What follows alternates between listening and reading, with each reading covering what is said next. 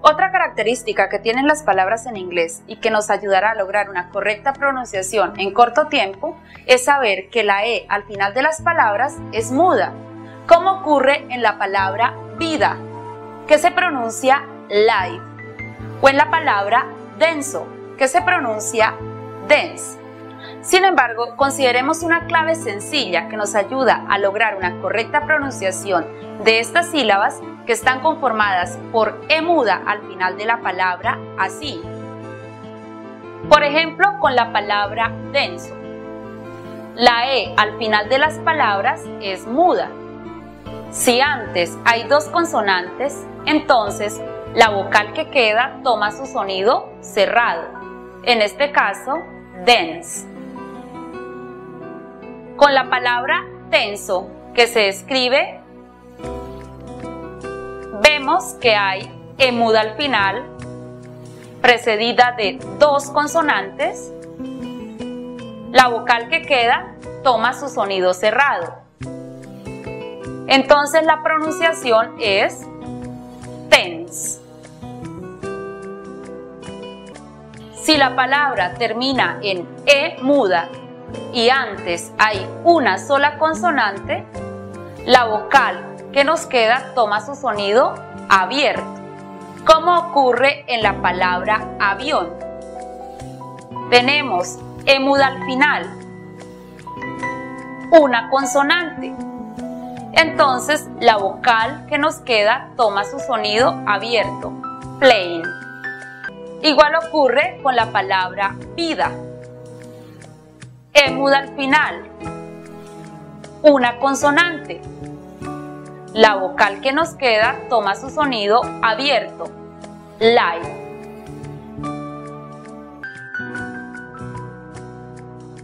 En la palabra tiempo, E muda al final, una consonante, el sonido abierto de la I, time. En la palabra intenso, está compuesta por dos sílabas. La primera sílaba es cerrada porque termina en consonante, aplicamos el sonido cerrado de la I, in. La siguiente sílaba termina en E muda. Antes hay dos consonantes, aplicamos el sonido cerrado de la E, tense, intense. Ahora bien, si observamos la palabra mesa, que en inglés se escribe, notamos que la sílaba final está compuesta por E muda, precedida de L, más otra consonante. En este caso, al no tener sonido la E, necesitamos matizar las consonantes que nos quedan con el sonido O, ball, table. Veamos otras palabras. Consideremos que este criterio lo aplicamos para todas las sílabas al final de las palabras compuestas por E muda, precedida de L y otra consonante. Por ejemplo, la palabra manzana, que en inglés se escribe, notamos que la última sílaba está compuesta por E muda, precedida de L y otra consonante. Recordemos que al no tener sonido la E, matizamos las dos consonantes que nos quedan con el sonido O, apple. La palabra águila, que en inglés se escribe, vemos que está compuesta por dos sílabas. La primera sílaba, recordemos que la combinación de las vocales EA se pronuncia I. La siguiente sílaba está compuesta por E muda, precedida de L y otra consonante. Matizamos con O, gol, eagle. Ahora veamos otras combinaciones en las que también encontramos letras mudas en inglés. La primera es la W antes de R, al comienzo de las palabras. La palabra equivocado, por ejemplo, que se escribe, notamos que hay W antes de R al comienzo de la palabra, por lo tanto es muda. Además, es una sílaba cerrada, por lo tanto, aplicamos el sonido cerrado de la O. La pronunciación para la palabra equivocado entonces es wrong. La palabra arrebatar, que se escribe, notamos que hay W antes de R al comienzo de la palabra. La W antes de R al comienzo es muda. Por lo tanto, la pronunciación para la palabra arrebatar es rest. Ahora veamos otros ejemplos donde encontramos la W muda antes de R al comienzo de las palabras. La palabra destrucción, que se escribe, notamos que hay W antes de R al comienzo. La W es muda. Por lo tanto, la pronunciación es wreck. La palabra torcer, que se escribe, la W antes de R al comienzo es muda. Por lo tanto, la pronunciación es wring. La palabra escribir. Tenemos W muda antes de R al comienzo de la palabra. También vemos que termina en E muda al final, precedida de una consonante. Aplicamos entonces el sonido abierto de la I. La pronunciación final para la palabra escribir es write. Otra combinación en la que también encontramos letras mudas en inglés es la terminación IGHT. La regla nos dice que para este caso la GH es muda y la I toma su sonido abierto. En la palabra noche, por ejemplo, que se escribe, vemos que la GH es muda. La I toma su sonido abierto. Por lo tanto, la pronunciación es night. En la palabra correcto, que se escribe, vemos que la GH es muda antes de T. La I toma su sonido abierto. Por lo tanto, la pronunciación es right. Veamos cómo se pronuncian otras palabras. La palabra ligero o luz, que en inglés se escribe, vemos que es una combinación que termina en IGHT. Aplicando la regla, la GH es muda y la I toma su sonido abierto. Por lo tanto, la pronunciación es light. Ahora hablemos de la gramática y particularmente de la sintaxis, es decir, la forma como se organizan las palabras para establecer comunicación. En este caso tenemos dos estructuras gramaticales básicas, la frase y la oración. Necesitamos establecer la diferencia entre las dos para lograr una correcta comunicación en inglés.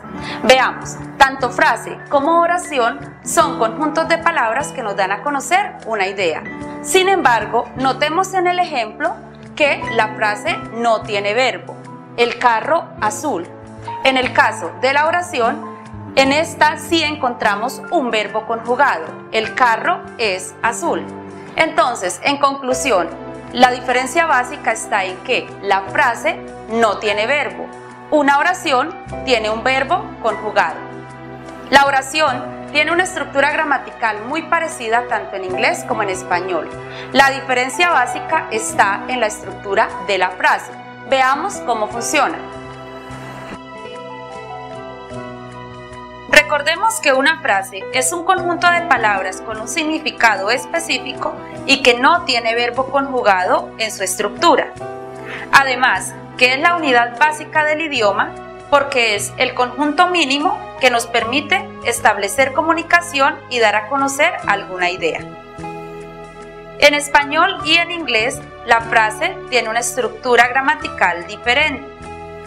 En español, primero va el artículo, luego sustantivo y luego adjetivo. El carro azul. En inglés es diferente, porque primero colocamos el adjetivo que modifica al sustantivo así: artículo, adjetivo, sustantivo. El azul carro, the blue car. Este comportamiento se mantiene en todas las frases, es decir, que siempre cuando vayamos a utilizar adjetivos que modifican al sustantivo, los vamos a colocar primero. Por ejemplo, el niño inteligente. Artículo, adjetivo, sustantivo. The intelligent boy. Ahora veamos la oración. Una oración es un conjunto de palabras que nos dan a conocer una idea y que sí tiene verbo conjugado en su estructura. Como les decía, la oración tiene una estructura gramatical muy parecida en inglés y en español. Veamos. Con respecto a la oración, podemos decir que es un conjunto de palabras con sentido completo, y esto ocurre porque siempre hay un verbo conjugado dentro de su estructura. Tanto en inglés como en español, la sintaxis de la oración es la misma. Es decir, primero viene el sujeto, luego el verbo y luego el complemento. Observemos el ejemplo. En español, ellos viven en Colombia. En inglés, they live in Colombia. Notamos que la estructura en los dos casos es la misma, es decir, el orden de las palabras se mantiene. Veamos otros ejemplos. Nosotros estudiamos inglés. Sujeto, we.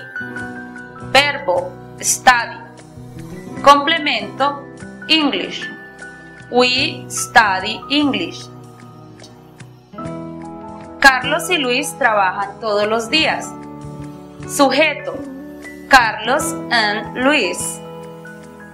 Verbo, work. Complemento, every day.